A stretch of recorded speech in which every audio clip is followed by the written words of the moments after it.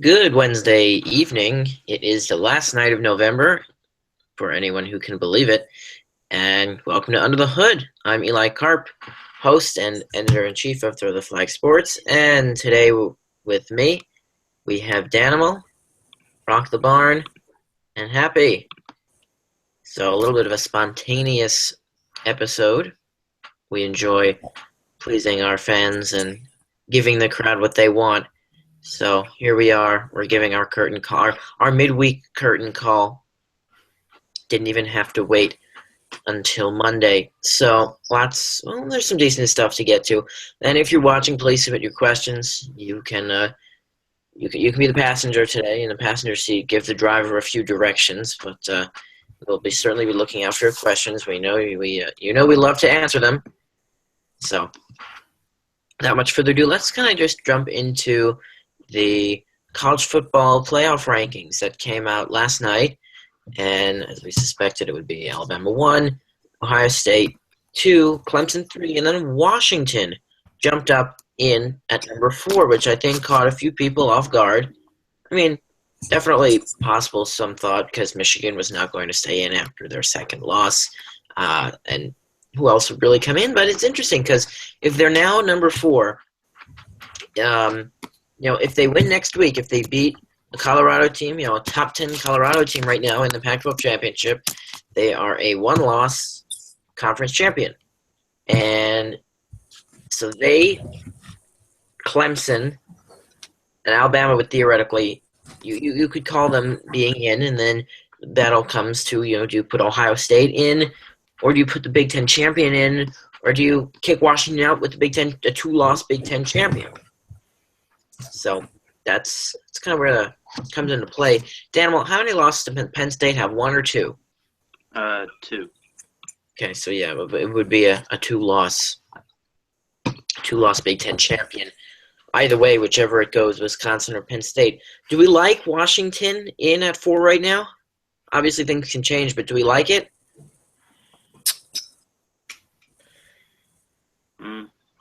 I think it's the right move.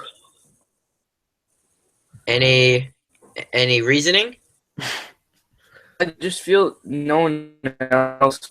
I think the committee made the right move because there are other teams who definitely could be in that spot, Penn State being one of them. But overall, I think Washington has played the best so far.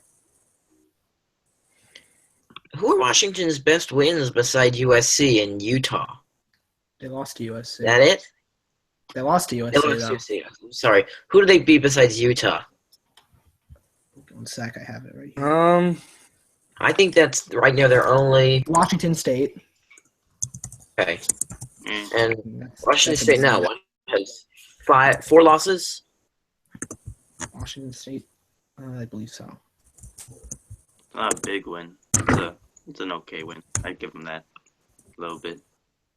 Yeah, I mean, Besides that, yeah, not much. I go by resumes, and obviously, yeah, conference champion is huge. But if you're putting in the Pac-12, I mean, no one saw Washington coming in.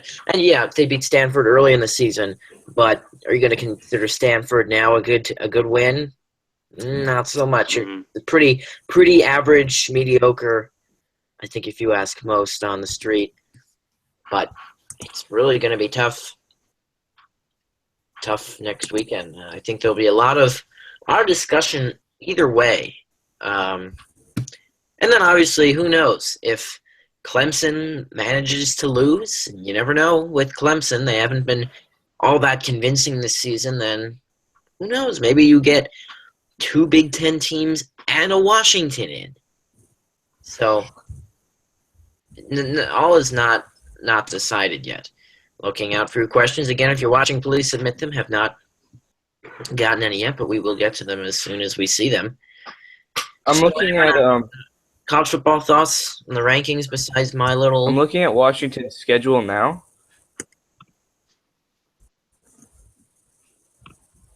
And Yes. they beat Stanford. Yeah, we brought. They beat Stanford. We brought Stanford, Yeah. Oregon State. Mm-hmm. Yeah, those are not very good wins. Yeah, Wisconsin's wins are Those much are better. Pac-12 wins. Those are bottom feeder Pac-12 wins. Yeah, those are West Coast wins, I'd like to call them. Yeah, Wisconsin's resume is way better. Yeah, I think. I mean, even I mean, I guess you could say Penn State is kind of Just level with the resume, or maybe a little higher than Washington, but I think Wisconsin has the best resume of the three. yeah. I just think that Ohio State resume puts Washington below them. The Ohio State win for Penn State. Oh, yes. Yeah, well, think I think the Ohio State reason is the Ohio State win is the only reason that Penn State is in the top 10. If they think about this. Yeah. If that game, if the Penn State Ohio State game was say week 3 or week 4 and Penn State won then, they would have been in the top 25 much earlier and they would have kept progressing up. If it were a lot later, say, I don't know, a week or two ago, they would only be in the top 25 about now. I mean, aside from their Penn State win, I don't see really a resounding or a statement victory from them. I think it all came at the timing because they beat Ohio State, and then they just kept on taking care of easy business. So I think it's all timing for Penn State. I think whenever the win came, I think they're fortunate enough that it came in the middle of the season. So then they crept in and they were in the top 25, and then they've had enough weeks that they could win their games and show the committee that they can win the easy ones or the ones they're supposed to. And look at it now; they're in the top 10. They're in the Big Ten championship game, and they will not definitely, but they could be playing for a spot in the playoff on Saturday night. So, that's really that one game, absolutely. And that one blocked kick, I mean, that's pretty much their entire season. I don't think, Dan, I don't even think you would disagree with that. Yeah, well, that could go for many teams, actually. You could call like Michigan's 4th and 1 call. That was their whole season too, basically. So, Mr. Purple, what if the Badgers win and the Buffaloes? I think that Colorado's 2 losses. So even if they win, I don't think they're getting in. If the Badgers win and the Buffaloes win, then the Badgers, I think, are clearly in. I think that, personally, me with my little Wisconsin bias, I think that if they win, no matter if Washington wins or not, that Wisconsin should be in. Now, of course, if Washington loses and Wisconsin wins, yes, I think there's no question that Wisconsin should be number 4. Now, will they get demolished by Alabama? Very possible, but I think they deserve to be in. Daniel? I do agree with that. Obviously, I think the Big Ten championship should be over Wisconsin. Not Wisconsin, Washington. I think Colorado could handle Washington. Obviously, we talked about Washington's schedule, but we also have to look at Michigan. Obviously, they're now a 2-loss team, but those 2 losses, I think the committee looks more at the losses than how the losses were. Those losses came down to the wire very much, and I've heard sources like Kirk Herbstreit talking about that they think Michigan could possibly overrule the Big Ten championship and slide into the 4th spot, which I'm not sure about, but it's definitely a possibility. I'm just not sure how I could see that happen, especially if Wisconsin wins, because they're both 2-loss teams, and one's a conference champion, one's not. And when you say the quality of the losses, Michigan's losses are pretty much as good as Wisconsin's losses, any way you cut them. They're both 1-possession losses, and if anything, Wisconsin's losses are a little better. Losses to Michigan and Ohio State are better than Ohio State and Iowa. Yeah. So, theoretically, anything's still out there. I just find it I find it hard to fathom that with a Washington team in play if they win and the Big Ten champion in play if they win, that a 2-loss non-conference champion would manage to find its way in.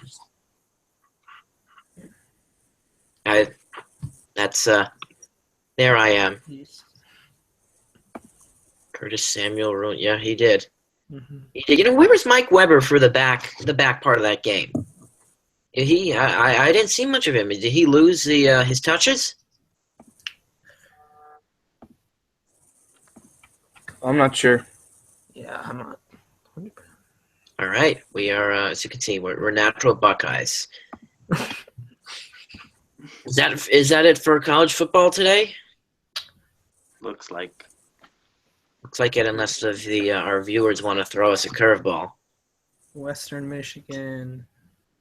Yes, here we go. For all those people who claim that we don't give enough love to Western Michigan, which we did twice on 2 consecutive episodes just a couple of weeks ago, we love Western Michigan. There you go. Future I think that I think that they should make it to a pretty good bowl.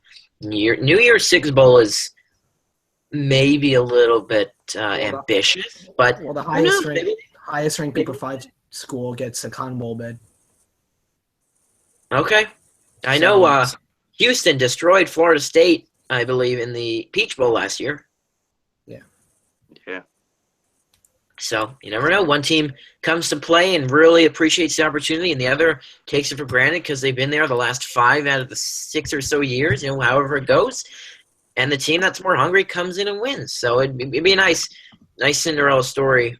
See Western Michigan make it to one of those important bowl games and then come away with the win.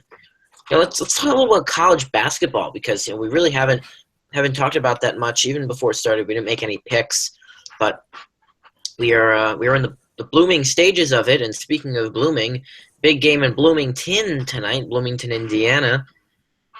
Indiana, number 13, against the 3rd-ranked University of North Carolina Tar Heels. And this is probably they have some good matchups tonight with the ACC Big Ten Challenge. This is the marquee matchup. 2 blue bloods going together, and I'm really excited to see it. Just think it's going to be a really great game. Indiana, they were, I think, about 5. They're ranked 5th to begin the season. Then they go to Hawaii to start their season, and they have a huge, I think, overtime win against 3rd-ranked Kansas, and they vault up in the standings. They win a couple easy ones, and they're number 3, and before you know it, then they go to Fort Wayne. Indiana University, Purdue University, Fort Wayne, one of the small public schools in Indiana, in Fort Wayne, and they lose. They lose in overtime. It's unbelievable. No one could believe it. And so then their ranking plummets, and now they're at 13. And they win another easy game against Mount Something State, and here they are. So, Indiana's a little rocky. I'm not sure how good their defense is going to be, but man, they can run the floor, they can score, and UNC, they can do it all, really. They kind of picked up where they left off last year, except for Marcus Page, but they return a lot of people once again. And I think that's marquee matchup, although don't sleep on Purdue-Louisville. That game is 14 versus 15 with Louisville being the slightly higher seed. I think Louisville was up in the early going. So some good games, good college basketball games. And, we're turning the calendar to December, and before you know it, we have 3 full months, or we really have 2 full months. And then once we get into early February, we're gonna start talking about bracketology, and Joe Lunardi's name is going to start to appear once again for about 6 weeks before he becomes irrelevant again. So, got a good stretch coming up here. We got the playoff push in the NFL. We got mid-season or early mid-season NHL, NBA action, and then college basketball along with the college football playoff. Man, it is a great time to be a sports fan, especially if you like watching TV.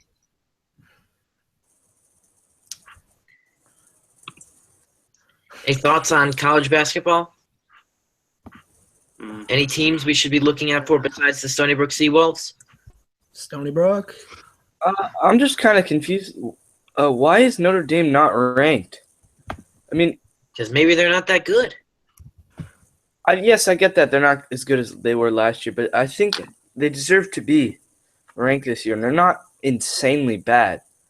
I think they're still undefeated still. 7-0. Who have they beaten? Nobody. It also, yes, and then it also depends when the rankings come out. I think they come out somewhat weekly, right? They're weekly. Yeah, I they don't think they beat come out daily. Bryant, Loyola Maryland, Nope. Colorado, Northwestern, Eh. Chicago State, and Iowa.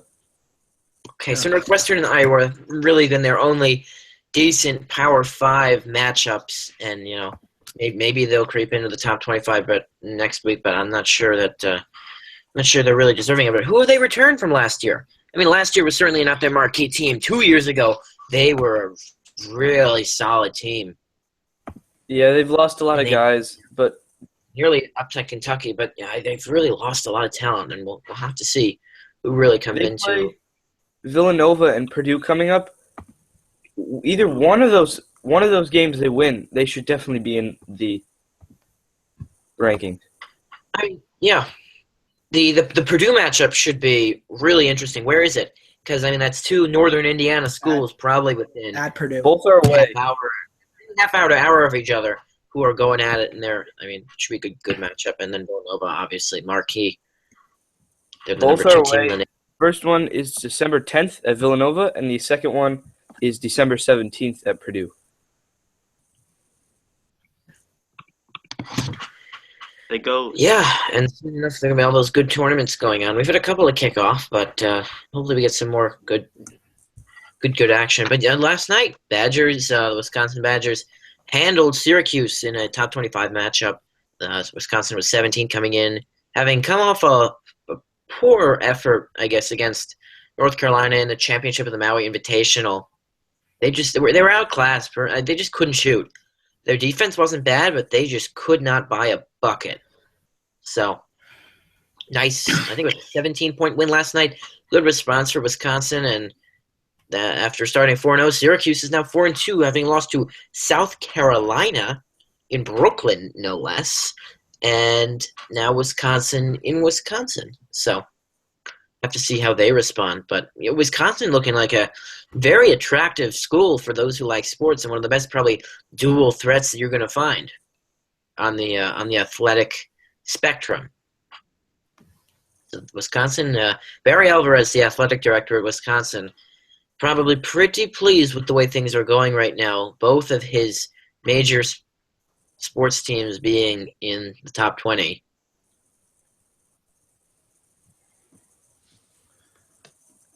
See if we have any questions. Oh, our favorite, our most loyal of viewers is here. Thanks for showing up on time.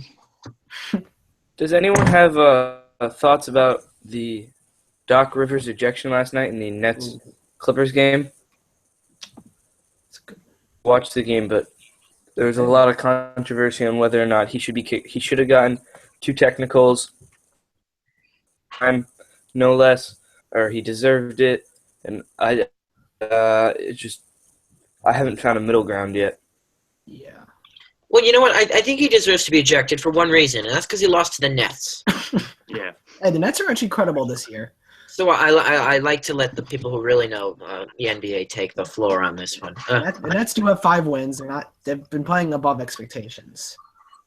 But the Clippers did have or still have the best record in the West.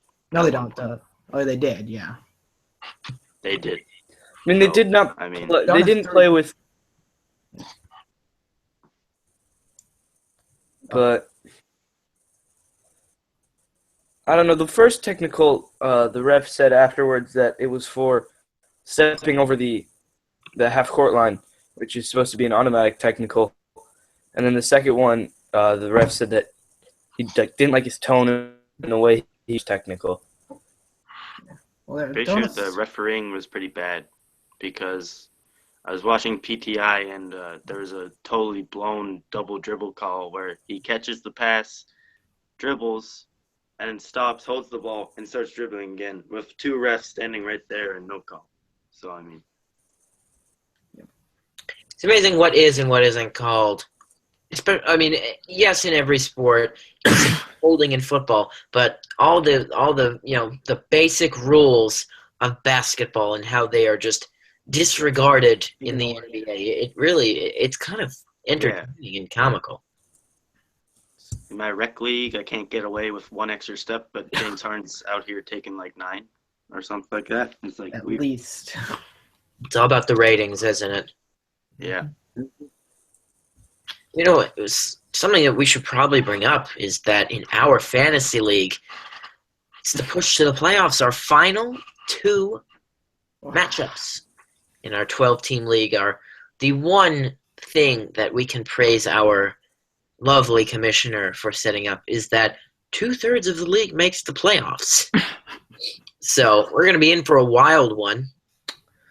I believe I sit at 6-6 right now, 6th overall out of the 12. So I'm in line for a playoff spot. I face Spentano this week.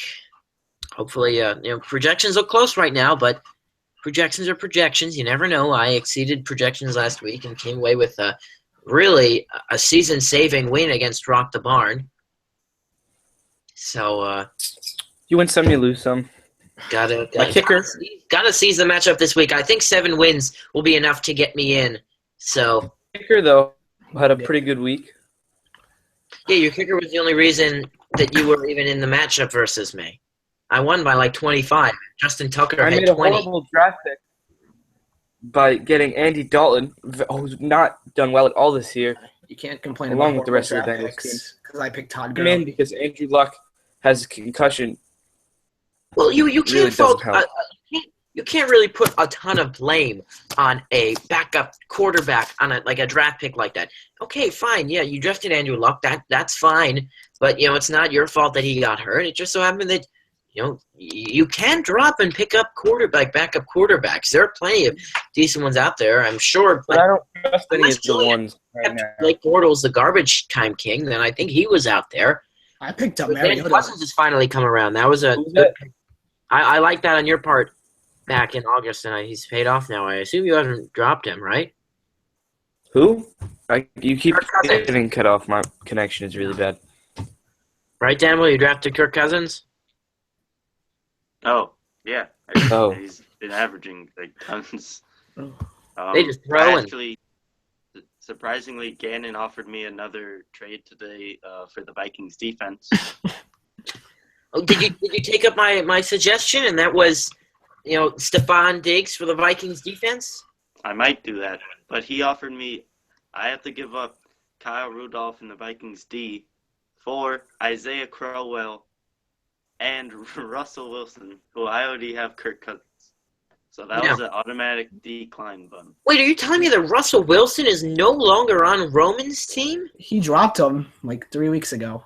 God, that's going down as the biggest trade bust this year after we thought it would be the exact opposite way around.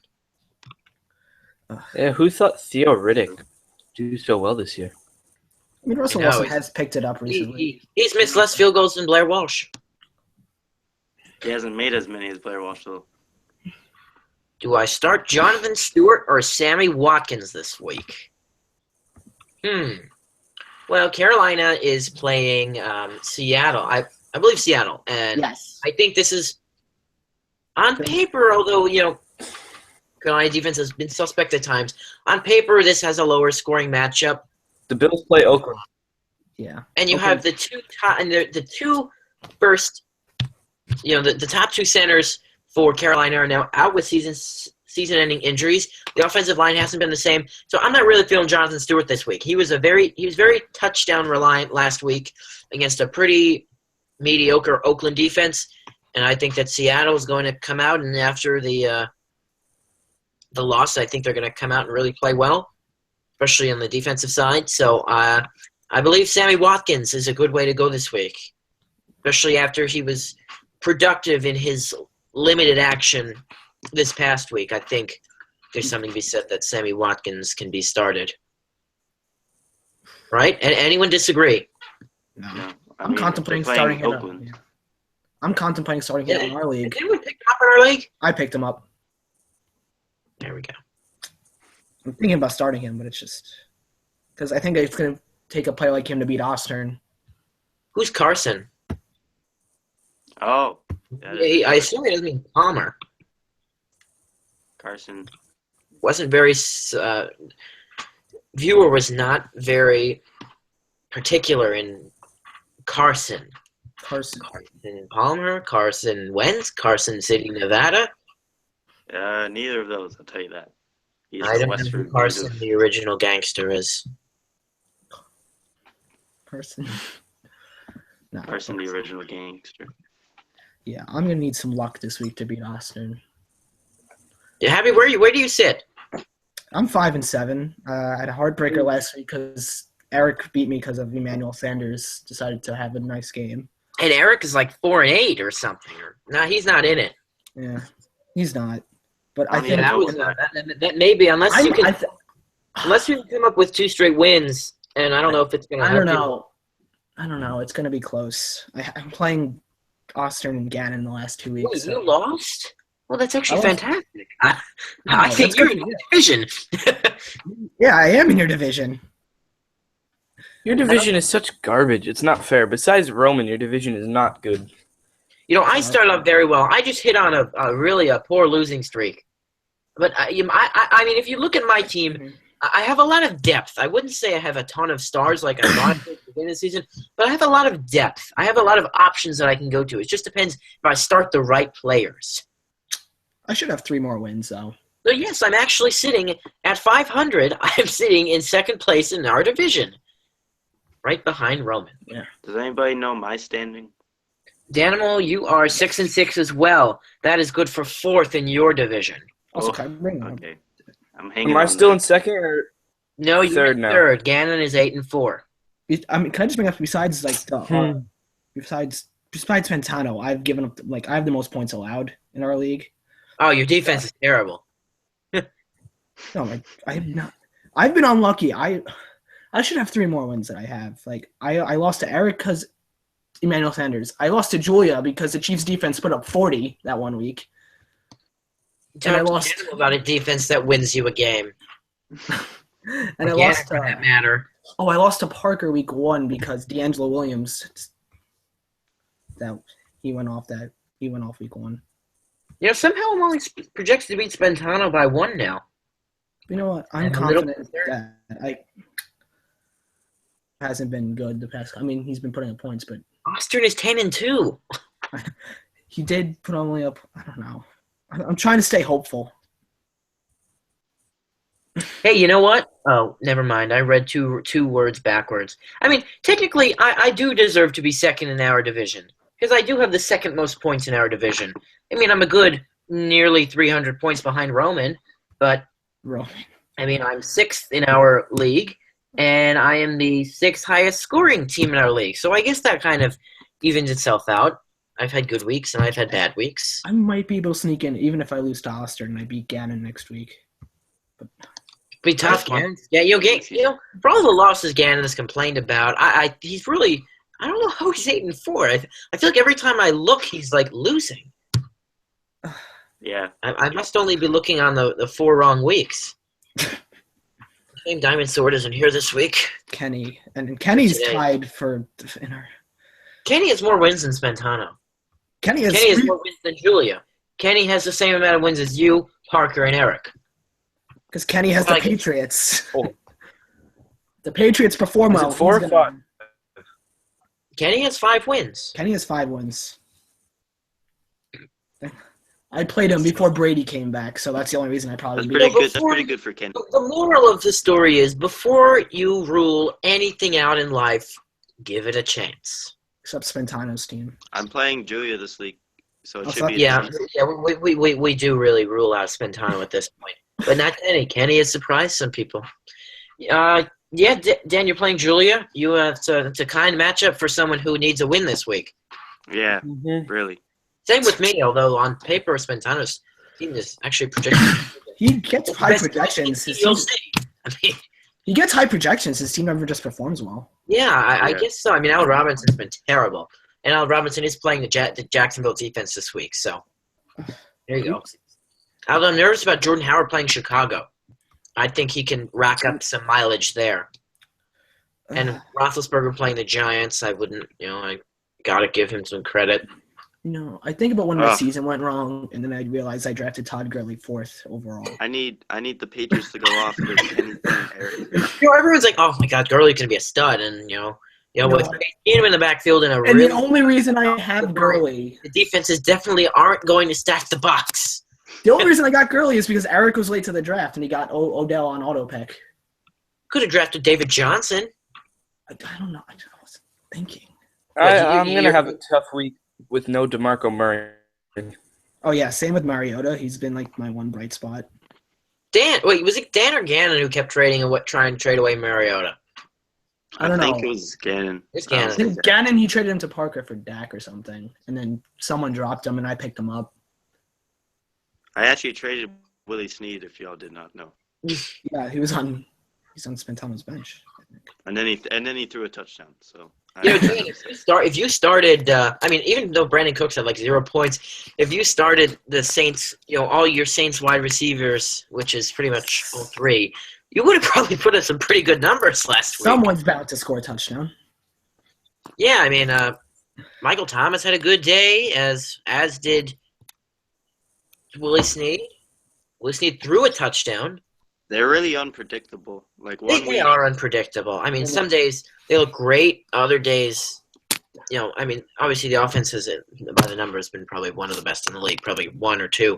Yeah. But some days they just don't get it humming as much. And Mark Ingram having on the party, so that tells you something was really upside down. Brandon Cooks could go for 4 points or 40. Exactly, he's a home run threat. Yeah. Or anybody, really. And I'm playing Roman the last week, so that's not easy. You got to win this week. You got to make sure you get to your 7th win. If I win and Eric loses, I'm guaranteed a spot in the playoffs, I'm pretty sure. Is it done? Is it done by the top 4 in each division, or I don't think so. Best overall? I don't think it's top 4 in each division. I think it's just top 8 teams. Okay. How are you going to win this week? It should be division then. It should be division.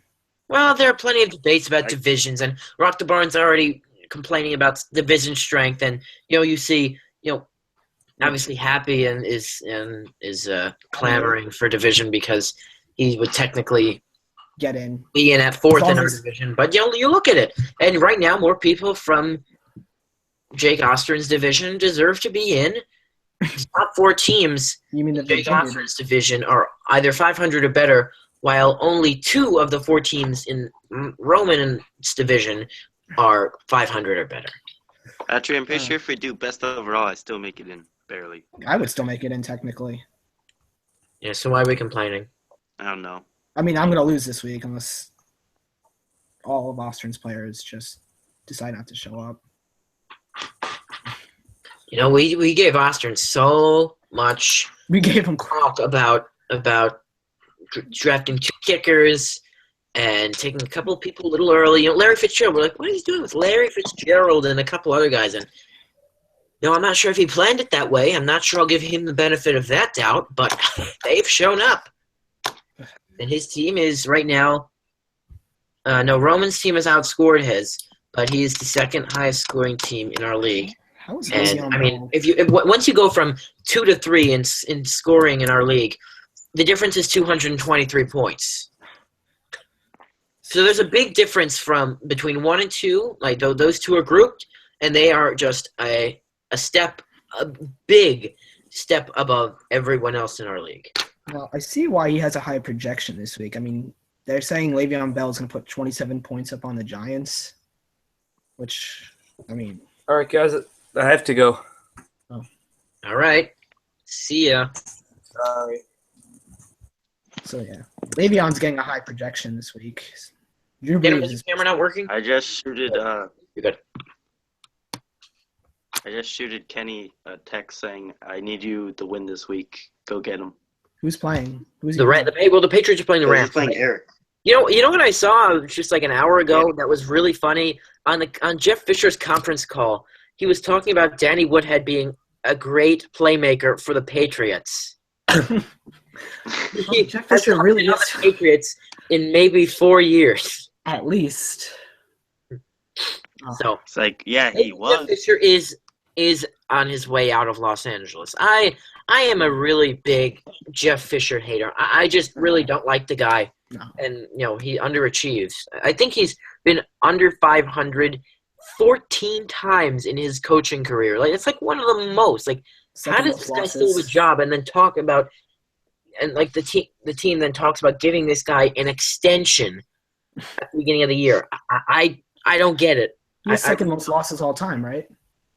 Firefish. What? Say it again? Second most losses all time, right? And yet the guy still has a job. That amazes me. He should have played golf a lot earlier. And his teams always play incredibly dirty and edgy and over the line. The LA Go out on Rams. some of the LA hit Rams teams. might as well just go get Charlie Strong. I mean, at this point. Little coaching swap. Anything would be better than Fisher, so. Tom I Coughlin. don't know about anything, but I don't think Coughlin wants to go out to Mostly. LA, though. No, Coughlin should go back to Jacksonville. I think Tom Coughlin. Here's my how are we gonna take this off brand?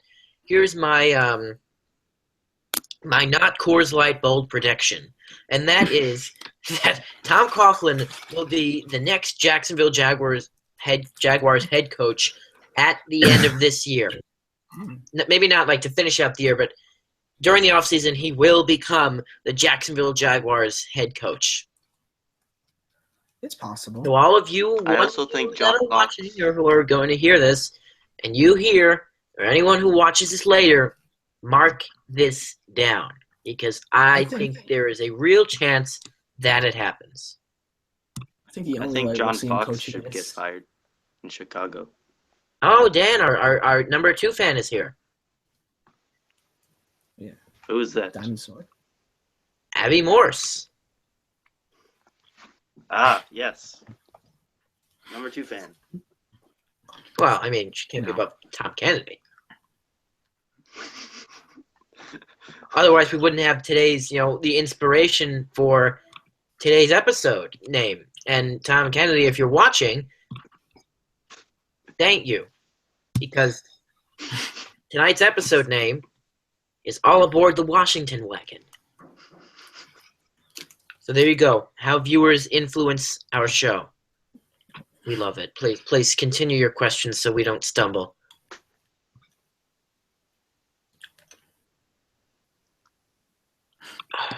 I don't even know who Benny is. At least there's no billiard. At least there's no numbers being texted around that are going to play billiards via iMessage or last episode. I mean, we like when our viewers become friendly. We have a good time with that. And we cultivate a family of under the hood viewers. That's why That's why when Thomas says hi to me at the beginning of every show, we've cultivated this trust that I'm going to give him an entertaining half hour to an hour, and that he's going to provide the inspiration for new episode names or things that are going to make me stop in my tracks on air. Because he comes up with these ridiculous names. But I think this is the most emotion I've seen out of Danimal in a while. I mean, tonight on the show we have the best retired 7th grader in the greater Boston area and the best facial hair on Long Island. Why, thank you. It's the best of episode. Yeah. Well, our 20th special didn't go as planned, so we got to make up for it. We got to put on an extra one, and that's, I guess, what today is. We decided that we'd have something to talk about. Let's get some more questions from the audience, not just some chatter. Well, I mean, I don't know. You don't know what happened. It's like everyone's bringing up like how the Jets should fire Todd Bowles or not, and I don't know if they should. It's not him. I think it's just the team. It's the honestly. team. Perfect segue. Reports today, Darrelle Revis has had a rough season, and reports today saying that he doesn't want to play anymore. And that's, he's made I think one of the quote was, he's made enough money, and, he's just not really having fun playing anymore. I don't know if this is a little bit of a knee-jerk reaction to just being a little older and not having a good season and being on a 3-8 or 3-9 team. I think 3-8 team, but Yeah, 3-8. I mean, is this the end of the road for Darrelle Revis? Are we done seeing one of the best corners of the last decade? I think. Yeah. My gut says yes. Just because I don't think he wants to move again, and he's not happy playing for the Jets right now. I think he'll finish out the season. No question he'll finish out the season. But I think this could very well be in the end of the road for Darrelle Revis. I think if he was put into a right situation, like not forced to be like the number one corner, like the number one guy for the defense, and yeah, I think maybe, but you can't rely on him to cover the fastest guy, the best guy. He just can't do it anymore. He can find a nice seat on a NFL analyst panel next season. Oh my God, ESPN would give him probably more money than the Jets are right now, and the Jets are giving him a lot.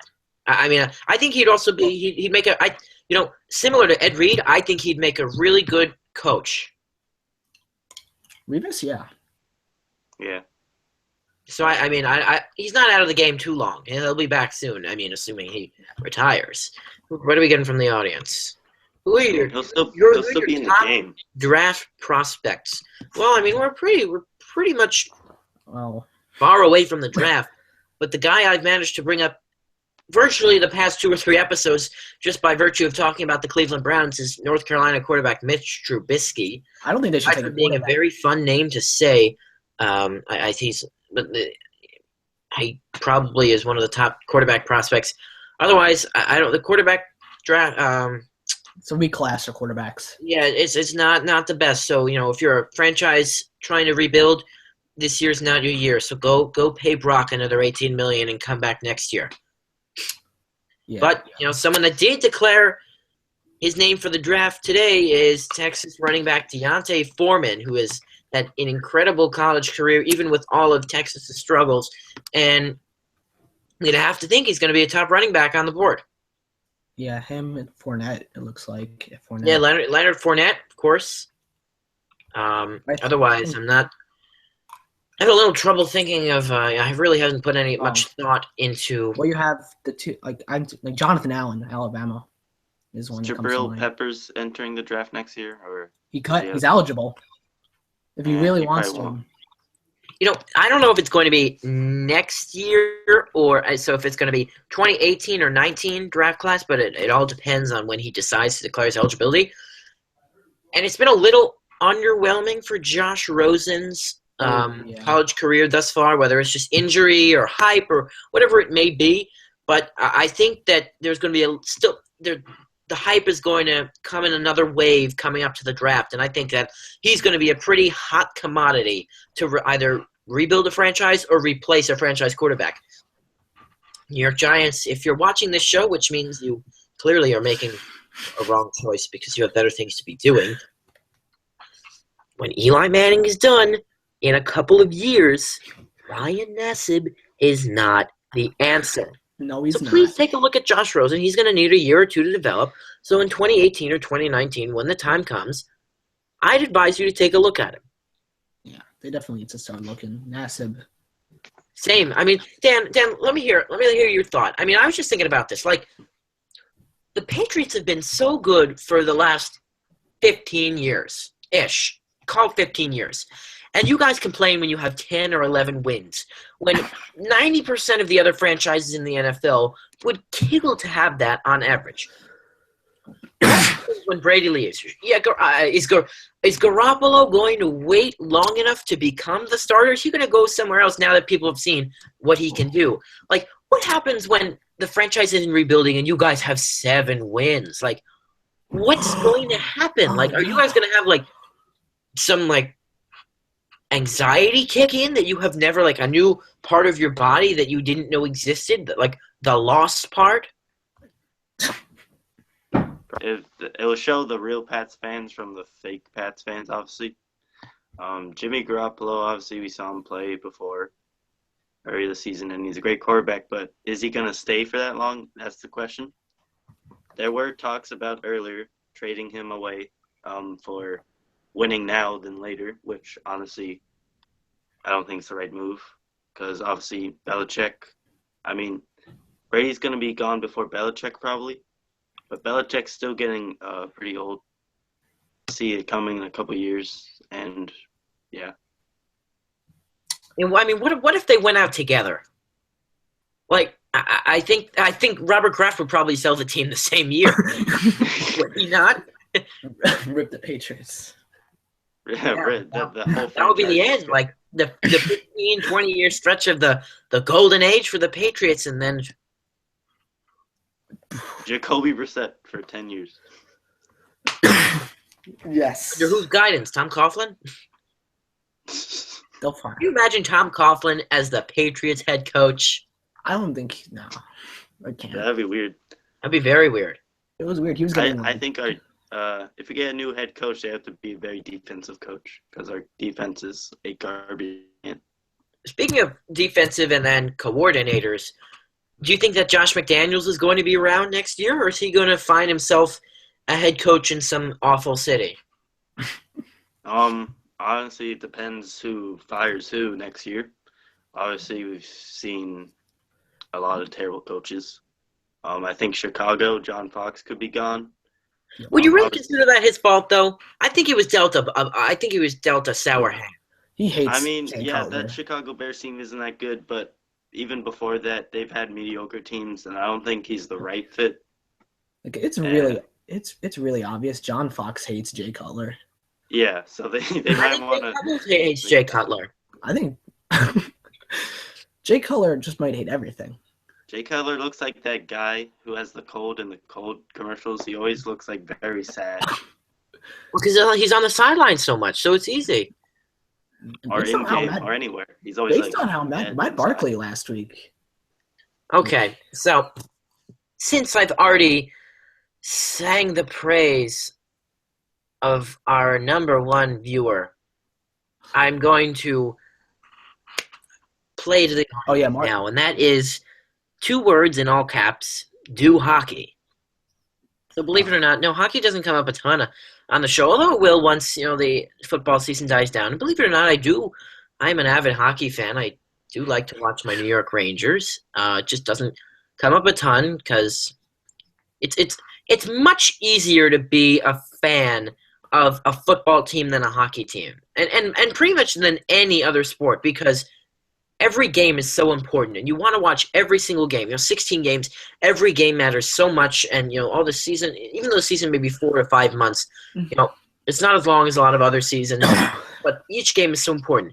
Having to sit through 82 games for a basketball season or a hockey season, that's why I can't stand baseball, which is 162 games. I'm sorry, I just can't do that. So I can do it, it's- but I can do it. What do you want to hear, Thomas? Yes, I did see Rick Nash's goal. It was a really nice backhander, and the Rangers have had this kind of post-Thanksgiving collapse last year, and their record is still really good, but their holes in the game are showing. Henrik Lundqvist is not what he used to be. He's a step behind, but it was a really good loss to an adverse last night, already down 2-0 to Carolina, a day or two after a really disappointing 2-0 loss versus Ottawa and, the Derek Brassard homecoming at MSG. And, I looked at my phone, I see, oh, darn, it's 2-0. And then I get the notification. I'm like, no, good things are not happening. We're not going good places. And then, I see 2-1. I'm like, all right. So I go to watch, and then Nash's goal. And I'm like, all right, here they come.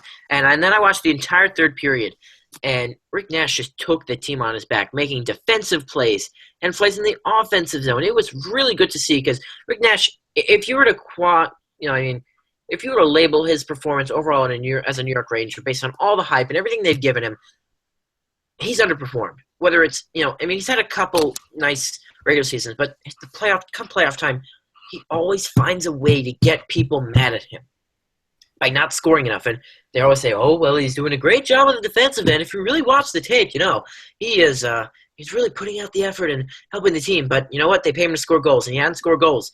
But now he's had a solid start to the season, and I like what I'm seeing from Rick Nash. And the depth that they have on their offensive lines, 1 through 4, they can roll them out and really get production. And Jimmy Vesey, he was a Hobie Baker winner, and he is a pretty darn good rookie. I think he already has 8 goals. So I like what I'm seeing from Jimmy Vesey. Great signing. Thank God he was too stubborn to play for Nashville and Buffalo, and they came to the Rangers. That's key. I like Jimmy Vesey. Yes, the Bruins are trash. Patrick Laine, yeah, he's a revelation, as is Austin Matthews. 1-2. I have to think that both teams are right now happy, and I think they're gonna have they've good days ahead, a lot of good years ahead. That was me for a while, wasn't it?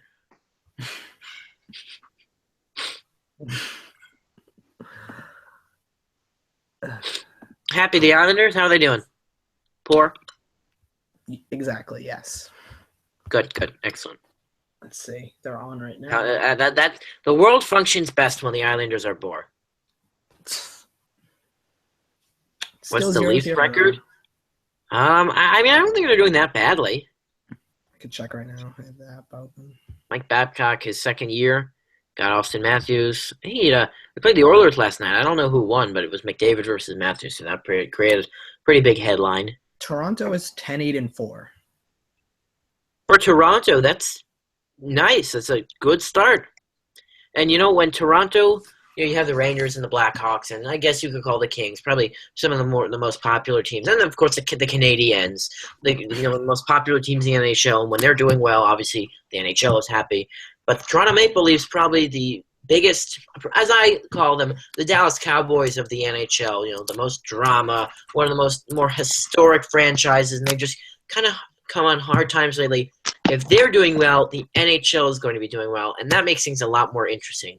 Because sure, they had Randy Carlyle and Phil Kessel, and they were relevant a couple of years ago before their collapse to the Bruins, but they haven't been truly relevant for a while. So I like to see the Leafs get back in the thick of things. That would make things interesting.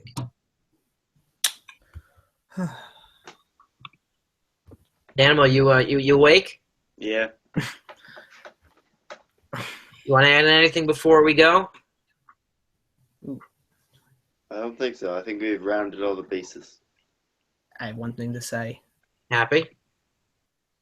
The Mets didn't do something stupid. Now, why is he going to say this? Why is that? I understand that they didn't let him get away, but they dropped so much money on him, and yet it was worth it. Where did you get production from the other parts of the lineup with such little money left? I think that with what they have, they still need work. They need a catcher. They need a more consistent first baseman and definitely relief help. But just looking at the Mets last year, and you see the record with Cespedes and without Cespedes, it's crazy how they had a winning record, a losing record with him out. It's just hard to. When the Mets got Cespedes, they traded for him. He immediately made an impact, and they made the playoffs and made it to the World Series. His impact has been clear as day. And I'm just in shock that it took this. I thought this would be another wait like last year.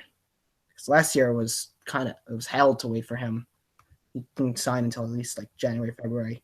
This year we got him before winter meetings, and he's long term. He's one of the best hitters in baseball, and I'm just But Yep, keep going. Keep going. No. Oh. All right, Animal. I'm just. Honestly, I'm surprised he re-signed.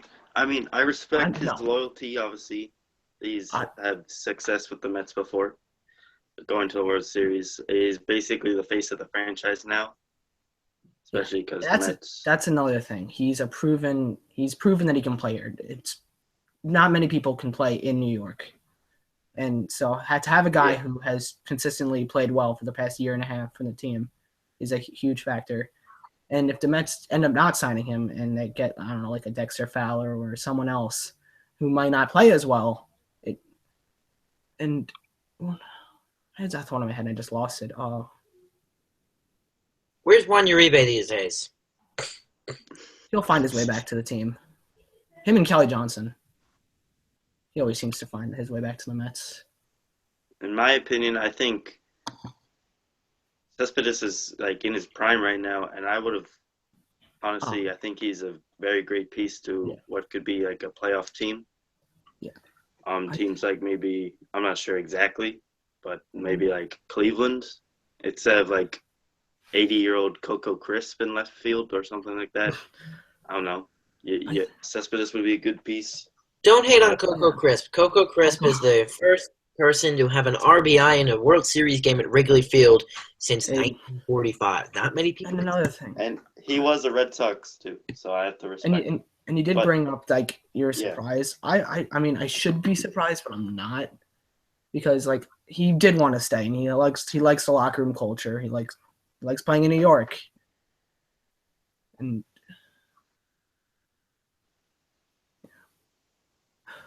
yes, I got. I mean, yeah.